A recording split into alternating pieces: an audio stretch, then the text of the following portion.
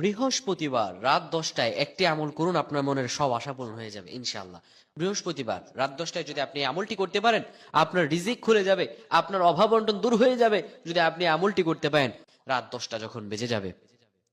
অনেকে জায়গায় আমরা অনেক সময় ঘুমাই, কিন্তু বৃহস্পতিবার এই রাত্রি জীবনের মধ্যে অত্যন্ত গুরুত্বপূর্ণ একটি রাত।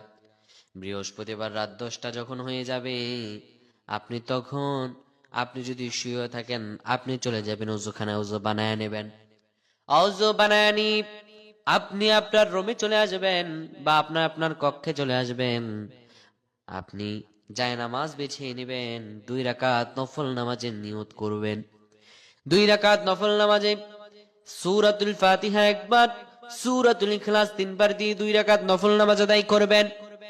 2 রাকাত নফল নামাজ আদায় করার পরে সালাম ফিরাবেন। সালাম ফিরে 100 বার পড়বেন, আস্তাগফিরুল্লাহাল্লাযী লা ইলাহা ইল্লা হুয়াল হাইয়ুল কাইয়্যুম ওয়া আতুবু ইলাইহি লা হাওলা ওয়ালা কুওয়াতা ইল্লা বিল্লাহ। 100 বার পাঠ করবেন।